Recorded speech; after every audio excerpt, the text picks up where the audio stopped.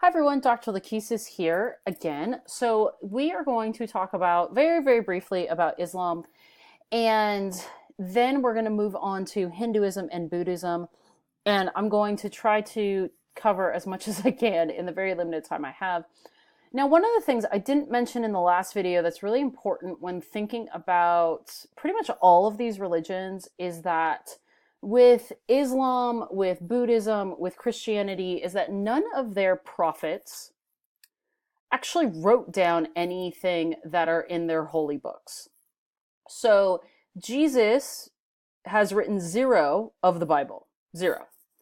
Paul has a number of things in there because a lot of the New Testament are Paul's letters to whomever, right? If you've ever been to church, right? You hear, oh, Paul's letters to the Corinthian 2.2, 4 or whatever it is, and then they babble on about his letters. So there is a lot that are letters, but most of what we have goes back to our concepts of Plato's copy of a copy of a copy, because most of it was spread through the oral tradition or letters, right? Which again, with a letter, you don't get context. As one of my students in my face-to-face class mentioned, it's like if you read, a text message from somebody, but you don't get all the context, right? You don't know really what's going on. You don't have the to and from if you just have one letter. So this idea, which I thought was a really good example for today, for you guys to kind of conceptualize that. And so for all of these religions, you have these prophets. Nobody at the time when they were alive were like, hey, maybe we should write down what they're saying. So everything is saved orally. Also, it was a safety issue because if you write them down, then the Romans and whoever's in charge has evidence of this new religion, which goes against what they believe, and then they can kill you. So you have to be careful. So they're spreading a lot of this through the oral tradition. So they're not writing it down for 50, 60, 70, 100, 200, 300 years. No one's writing these things down. So as we talked about with oral traditions, is not that they are always unreliable. It's just that we need to understand, right, that game of telephone, and that the message doesn't always, but can get skewed. And also, a lot of these religions were written down in their original language. So Islam, right, Muhammad was their final messenger. They call him the prophet if you practice Islam. And the prophet, like capital P prophet. And it was written down in, I believe, Arabic. And unless you read Arabic, right, how do you understand it? And according to what I've read, is that even if you practice Islam today, you should read it in the original Arabic. You should not read it in translation, because as any of you who speak another language or who've read anything in translation, things get confusing.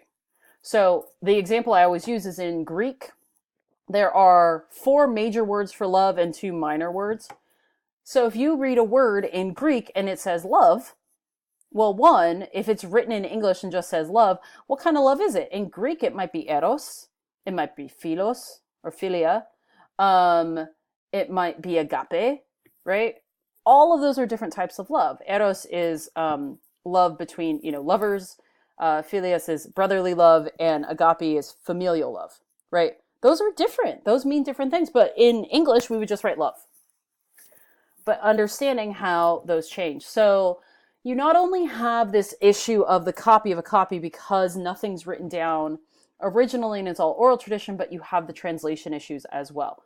So just something to think about, that like Jesus didn't write down his ideas in the Bible. Jesus didn't write the Bible. His apostles did, sort of. The apostles didn't really write them down.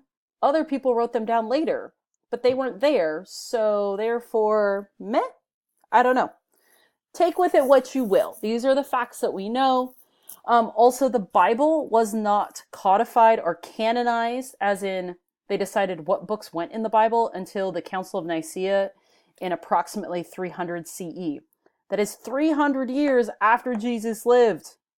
They decided what went in the Bible. Think about that. All right, so I've talked a lot about Jesus. Now let's go back to Islam.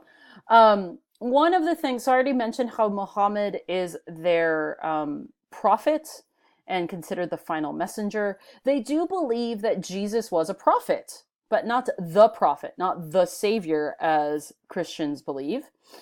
They do believe, obviously, that Abraham was a prophet. They believe in a lot of the what we would consider to be like Old Testament Christian prophets. They believe a lot of the same ones. It's just who they believe is their savior or their prophet is different. Okay. And one thing that is also really important in the video that I said about there's a TED talk that talks about that I'm posting about the women's hijab, and that a lot of things related to the Quran are people's interpretations of the Quran.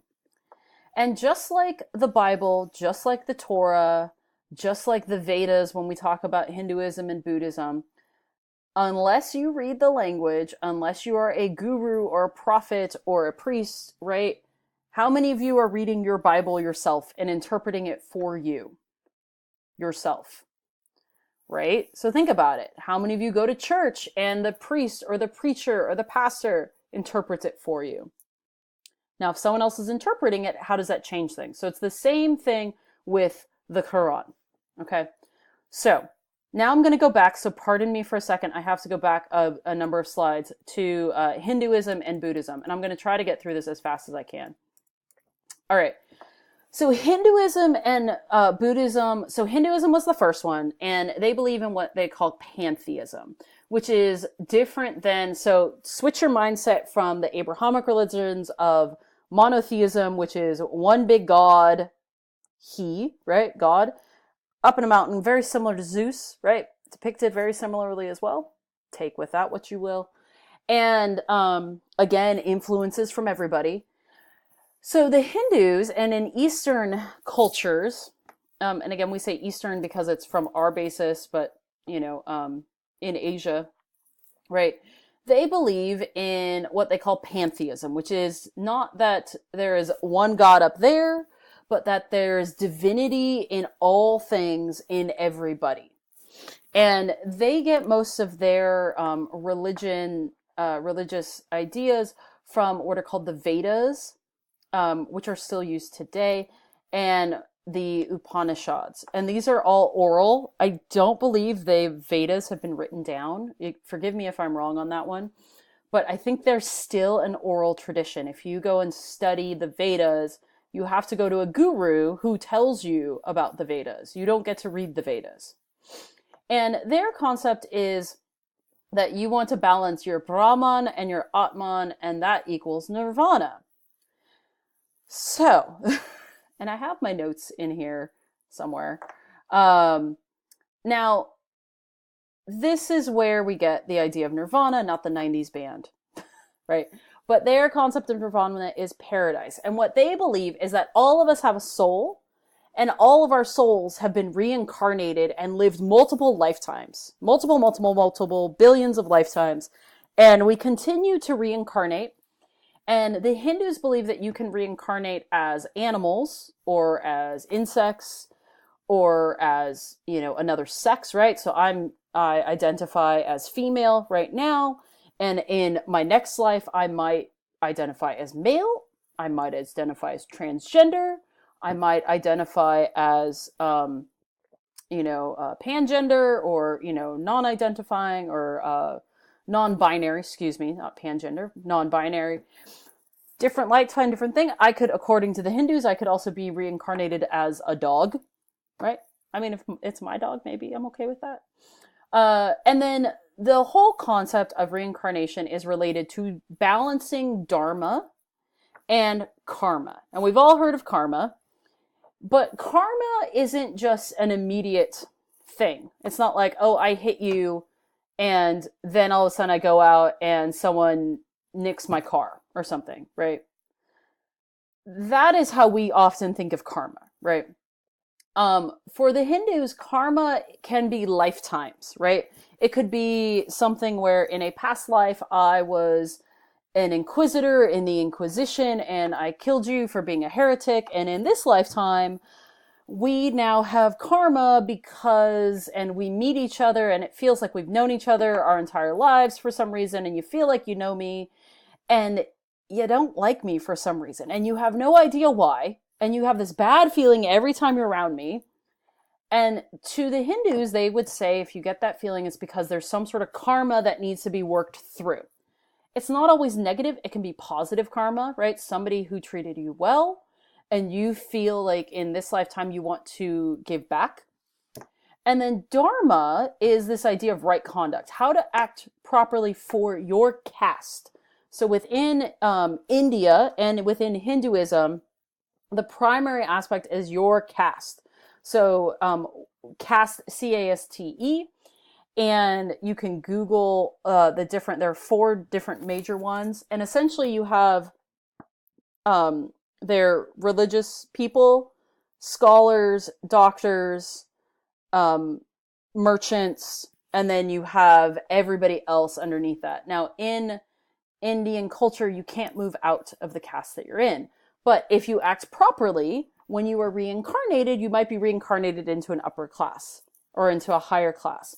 And it is through working out the karma and the dharma in each life, eventually, right? It's like a step system. So if you say, okay, my soul is at this level, well, the next lifetime, hopefully I learn my lessons. It's all about learning lessons. And then I get to go to this level, right? And then I get to move up. And eventually it gets balanced out and I hang out in nirvana and everything's perfect and lovely, right? Which then gets us to Buddhism. And I have to rush through this. Buddhism believes in the Four Noble Truths.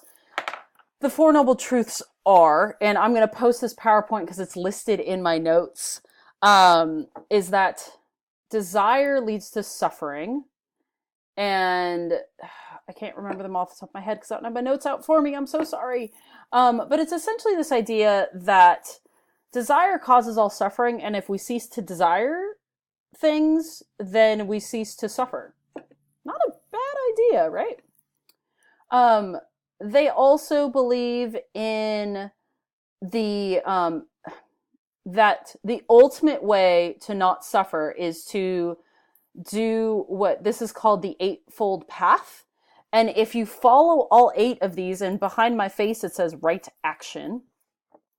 If you follow all 8 of these, right view, right intention, right speech, right action, right livelihood, right effort, right concentration, right mindfulness, then you will cease all suffering if you follow these things. And essentially, it's about acting like a good person, right? You could think of it as a more, kind of esoteric 10 Commandments.